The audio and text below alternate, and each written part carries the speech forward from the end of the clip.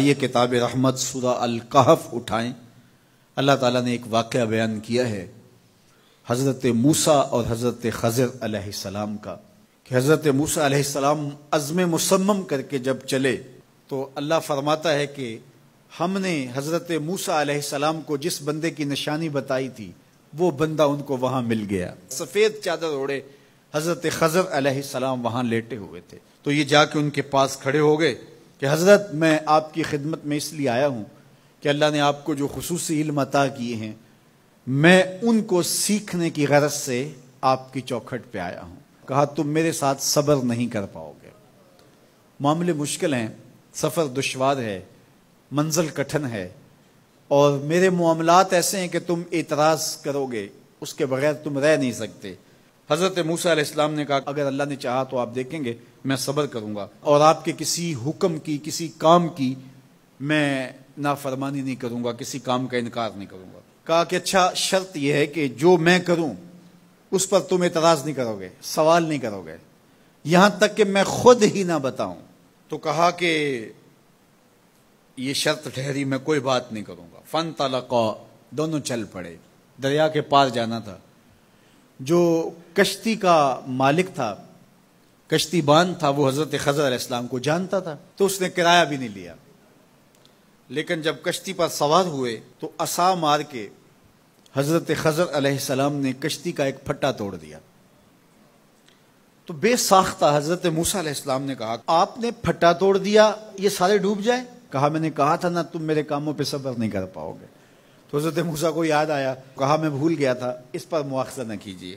پھر دونوں چل پڑے، بچے کھیل رہے تھے، ایک خوبصورت لڑکا وہ بھی بچوں میں کھیل رہا تھا، حضرت خضر آگے بڑھے اور اس کی گردن مروڑ دی، اس کو قتل کر دیا۔ صاحب شریعت تھے حضرت موسیٰ علیہ السلام، نہ رہ سکے، پھر بول پڑے ایک جان کو بغیر کسی جان کے بدلے میں قتل کر دیا، اس نے گوایا کیا تھا ہمارا؟ آپ نے بہت ہی جو ہے وہ غلط کام کیا، یہ کام اچھا نہیں کیا آپ نے۔ کہا میں نے کہا نہیں تھا کہ تم میرے ساتھ صبر نہیں کر پاؤ گے۔ کہا ایک موقع اور دے دیجئے، اب اگر میں نے کوئی اعتراض اٹھایا تو پھر دوبارہ مجھے آپ اپنی صحبت میں نہ رکھیے، عذر تمام ہو جائے گا۔ پھر دونوں چل پڑے، یہاں تک کہ ایک بستی میں دونوں آئے تو آپ نے بستی والوں سے کہا کہ ہم مہمان ہیں، آپ ہماری مہمان نوازی کیجیے، کھانا کھلائیے۔ تو انہوں نے انکار کر دیا، کہا کہ ہم تو آپ کو بلایا نہیں ہے، آپ خود آئے ہیں، آپ اپنے کھانے کا خود انتظام کیجیے۔ گزر رہے تھے گلی سے تو ایک دیوار گرنا چاہ رہی تھی، تو جلدی سے اس دیوار کو مرمت کر دیا۔ کہا حضرت ہم اگر چاہتے تو اس پہ اجر لے سکتے تھے، انہوں نے ہمیں کھانا تک نہیں دیا اور ہم ان کی دیواریں سیدھی کر رہے ہیں۔ کہا اب تمہاری میری جدائی ہو گئی، تم نے یہ بھی اعتراض کر دیا۔ تو انہیں یاد آیا کہ وہ یہ بھی اعتراض ہو گیا، اب میں تمہیں بتاتا ہوں کہ یہ 3 کام میں نے کیوں کیے۔ اللہ اکبر۔ اب سنیے، قرآن ہمیں بتاتا ہے کہ ظاہری علم بھی ہوتا ہے لیکن کوئی باطنی علم بھی ہوتا ہے۔ کہا وہ پہلی بات کشتی والی سنو، یہ 2 مسکین بچوں کی کشتی تھی، ان کے گھر کا چولہا اس کی کمائی سے جلتا تھا۔ دریا کنارے کنارے ایک ظالم بادشاہ رہا تھا جو لوگوں کی کشتیاں چھین رہا تھا، ہم نے تھوڑا سا عیب لگا دیا، وہ ٹوٹی کشتی چھوڑ کے چلا گیا۔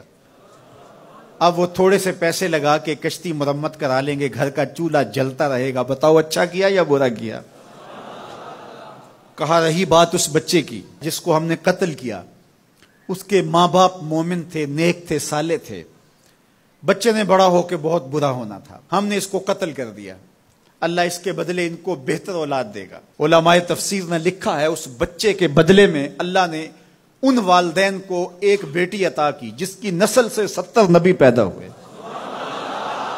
دیوار کی کہانی بھی سن لیجئے، یہ شہر کے 2 یتیم بچوں کی دیوار تھی اور اس کے نیچے ان کا خزانہ تھا اور ان کا باپ بڑا نیک تھا۔ خزانہ دیوار کے نیچے ہے، دیوار گرنا چاہ رہی ہے، کسی معمولی دھکے سے گر جاتی۔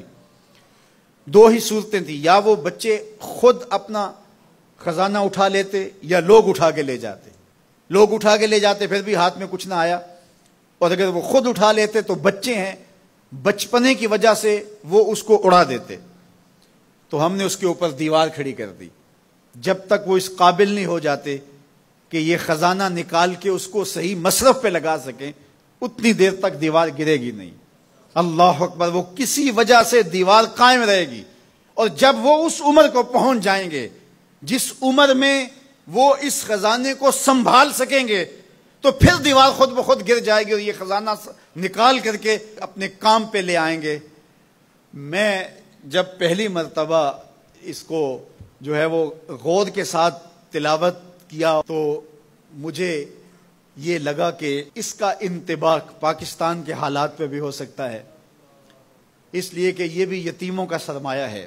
کتنے یتیم روتے بلکتے رہ گئے اور ان کے سر سے جو ہے وہ سائے اٹھ گئے اس وطن کے لیے، لیکن میرے مالک نے اس ملک کے خزانوں پر گہرے پہاڑ اور بڑی بڑی دیواریں کھڑی کر دی ہیں۔ جب تک یہ قوم بلوغت تک نہیں پہنچے گی اتنی دیر تک وہ خزانے ظاہر نہیں ہوں گے، اور جب یہ قوم اپنی بلوغت تک پہنچے گی، شعوری بلوغت، فکری بلوغت، علمی بلوغت، اور رب سے جو وعدہ کیا تھا پاکستان کا مطلب کیا، لا الہ الا اللہ، جب اس بلوغت تک یہ پہنچ جائے گی، اس وعدے کی تکمیل ہوگی، پھر رب دیوار ہٹا دے گا اور پاکستان کو اللہ اتنے خزانے دے گا اور پاکستان ایسا مالا مال ہوگا دنیا دیکھنے آئے گی انشاءاللہ۔ اس لیے رب نے دیواریں بنا کے رکھی۔ تمہارا باپ معین الدین چشتی بڑا نیک تھا، تمہارا باپ داتا گنج بخش علی حجویری بڑا نیک تھا، تمہارا باپ حضرت مجدد الف ثانی بڑا نیک تھا، ان کی وجہ سے میں دیواریں کھڑی کر رہا ہوں اور مضبوط حصار لگا رہا ہوں تمہارے خزانوں پر، اور وہ وقت آئے گا جب تم بلوغت کی عمر کو پہنچو گے دیواریں ہٹ جائے گی اور تمہارا وطن زمانے پہ مہکتے پھول کی طرح اور چمکتے ستاروں کی طرح اور روشن آفتاب کی طرح چمکتا اور مہکتا دکھائی دے گا، اور زمانہ پاکستان دیکھنے آئے گا، پاکستان دنیا کی قیادت کرے گا انشاءاللہ۔ تو کہا یہ تعویل ہے ان باتوں کی جو باتیں میرے رب نے مجھے بتائی، اور یہ میں نے اپنی مرضی سے نہیں کہی، اور جو میں نے کیا اپنی مرضی سے نہیں کیا۔ تو یہ باطنی باتیں ہیں، شاید یہ باطنی باتوں کے جوش میں یہ بات بھی میں کر گیا۔ وہ کیا کسی نے کہا تھا کہ بھری محفل میں ایک راز کی بات کہہ دی، بڑا بے ادب ہوں سزا چاہتا ہوں۔